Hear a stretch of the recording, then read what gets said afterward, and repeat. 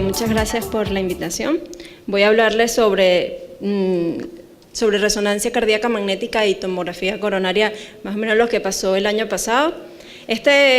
Y bueno, sabemos que el auge de la resonancia cardíaca es porque en un único estudio no invasivo podemos obtener datos funcionales, anatómicos, caracterización tisular miocárdica y inducción de isquemia en un solo estudio. Por eso ha sido uno de los auges de esta técnica.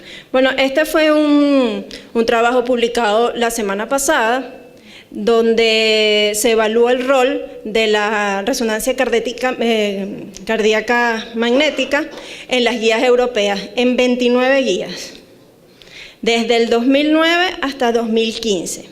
Los números 1 significan que tiene una indicación específica, 2 que solo la nombran y 3 ni la nombran. Y como vemos, a medida que van pasando los años, en las últimas guías siempre ha empezado a tener una indicación específica. En el año pasado aparecieron de forma importante nuevas indicaciones en 5 de esas guías.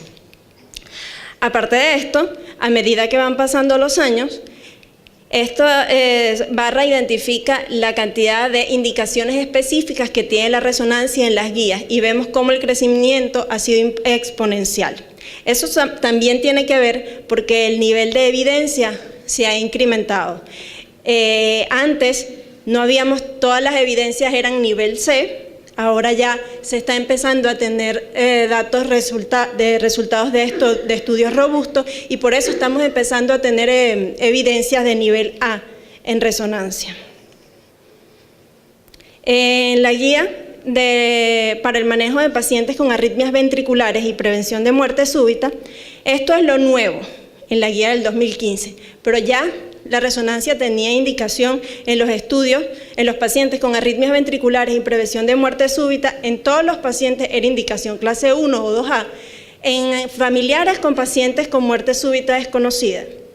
En el estudio de la cantidad de presencia de fibrosis a través de realce tardío para el pronóstico,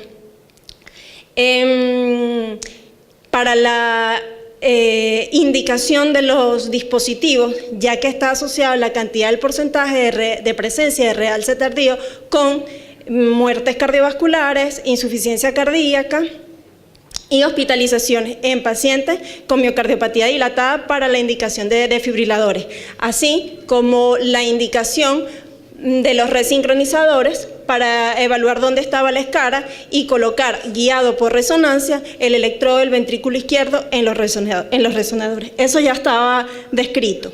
Lo nuevo es que en los estudios no invasivos, en este tipo de pacientes, se utiliza la resonancia para inducción de isquemia en aquellos pacientes que se sospecha que tienen isquemia silente, como bien lo dijo en la prevención de muerte súbita en los atletas, como ya lo había nombrado Josefina. En aquellos pacientes es indicación 2A, en aquellos que el ecocardiograma no dé una certera información o hay alguna duda, y para demostrar la cantidad de fibrosis en los pacientes que hacen arritmias ventriculares en eventos inflamatorios agudos como la miocarditis. Las guías para el diagnóstico y manejo de hipertensión arterial pulmonar, como bien lo dijo Josefina, y es justamente en ese paciente que nombró Josefina que hay que hacer. ¿Le haces cateterismo de una vez o te esperas y los vas siguiendo por eco? Lo que pasa que ya la resonancia tenía indicación, y es indicación 1 y 2A, para estudiar volúmenes del ventrículo derecho, porque nosotros podemos dar volúmenes absolutos del ventrículo derecho, fracción de eyección, contractilidad, masa del ventrículo derecho. No solo eso, sino como nosotros, aparte de los volúmenes, nosotros tenemos frecuencia cardíaca, nosotros podemos medir valores hemodinámicos como flujo, gradiente, flujo anterógrado, flujo retrógrado en la válvula pulmonar. También la angiografía, que ayuda para el diagnóstico de aquellos pacientes que tienen pequeños tromboembolismos pulmonar. En la angiografía se puede detectar, y en aquellos pacientes que hay una sospecha de cardiopatía congénita, que el ecocardiograma no es concluyente. En guías para el manejo del síndrome coronario agudo sin elevación del ST, esto es en pacientes que no está claro ya tienen electrocardiograma normal, enzimas negativas, tienen episodios de dolor en el pecho y no está claro si son pacientes isquémicos o no. Está indicado la resonancia, pero farmacológica, con dipiridamol para la inducción de isquemia. En el uso para el diagnóstico de enfermedades pericárdicas, para todo, para el diagnóstico de pericarditis, en la presencia de efusión o de derrame pericárdico, para la complicación de pericarditis, la presencia de pericarditis constrictiva. Entonces, es indicación clase 1 el uso de la resonancia. ¿Y por qué? Por esto, porque esta es la resolución que tenemos. Esto es un eje corto del ventrículo izquierdo, este es el ventrículo izquierdo, este es el ventrículo derecho, y toda la coraza, por decirlo de alguna forma, que está alrededor es el pericardio. En este pericardio medía casi 1 centímetro, y nosotros podemos hacer secuencias para saber si esto es agudo o no. En este caso que brilla es una secuencia especial que hacemos para saber si hay edema en la fase aguda. Esto es una pericarditis aguda, que después hicimos en el seguimiento, el paciente mejoró y obviamente quedó con signos de pericarditis constrictiva. En la indicación clase 1 para la evaluación de las complicaciones, y esto es importante con respecto a lo que Roberto hizo énfasis en que por primera vez la resonancia magnética tiene una indicación específica en la endocarditis infecciosa. Eso sí, no es para el diagnóstico de endocarditis.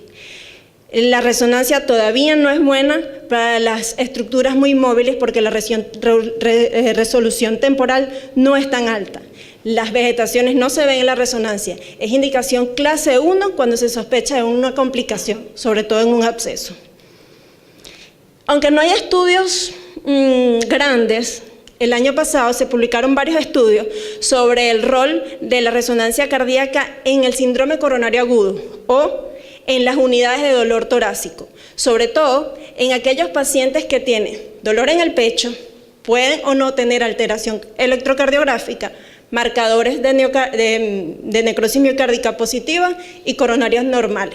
¿Por qué? Porque es la única técnica que hace el diagnóstico si el paciente tiene una miocarditis, tiene un infarto con coronarias normales, ya sea por lisis solo del trombo o aquellos pacientes que tienen una obstrucción de una pequeña arteria perforante o una lateral que a veces en el cateterismo no se ve, o para el diagnóstico de Takotsubo.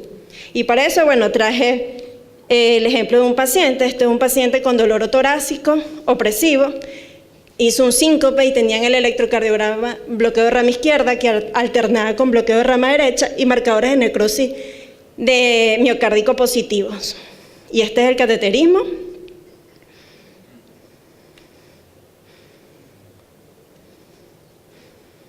Que no se observó ninguna lesión significativa, no había. Entonces el paciente tiene dolor, cambios electrocardiográficos y marcadores positivos. Bueno, le hicimos la resonancia y el paciente lo que tiene es, a ver, la parte negra, esto es un eje corto, este es el ventrículo izquierdo, este es el ventrículo derecho. Lo negro es el miocardio sano y lo blanco brillante puede ser fibrosis o necrosis, en este caso es isquemia, necrosis aguda, septal. Y aquí está, el paciente lo que tenía es un infarto septal, probablemente porque la primera perforante estaba obstruida y no se había visto el cateterismo. Y el diagnóstico se hizo con resonancia. Esto no solo ha avanzado en las indicaciones, desde el punto de vista técnico, la resonancia ha avanzado muchísimo. No voy a ahondar a esto, pero es necesario decirles que cada vez hay más técnicas y más secuencias que usamos en resonancia. Siempre me han escuchado hablar de realce tardío, los que han escuchado mi charla creo que ya saben que el miocardio negro es normal y brillante no. Pero bueno, ahora nos toca una nueva clase que es el mapping, T1 mapping. Se ha escrito muchísimo y lo que hace es identificar, por ejemplo, en este caso, hay reemplazo en el espacio extracelular de fibrosis. Esto es lo que se veía por realce tardío, ahora lo vemos en colores y lo identificamos en color rojo aquí en el T1 mapping. Hay demasiada información para el uso de la secuencia.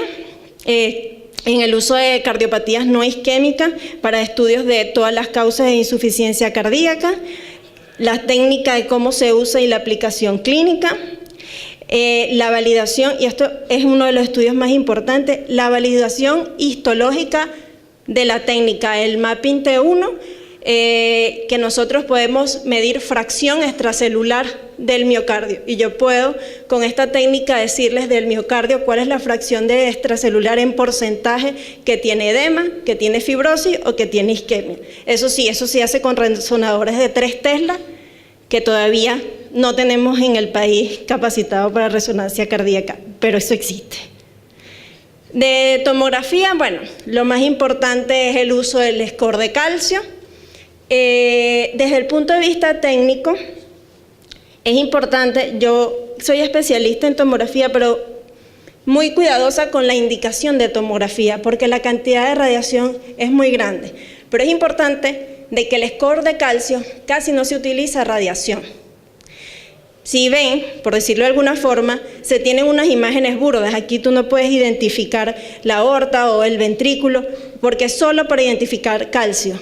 Esta es la descendente anterior, esta paciente sin calcificaciones, esta de calcificación moderada y esta una calcificación severa. Y se hace sin contraste. Eso desde el punto de técnica es importante. Pero bueno, lo único que está escrito es utilizarlo como una herramienta sumado con los factores de riesgo tradicionales para evaluar los factores de riesgo a 10 años. Bueno, muchísimas gracias.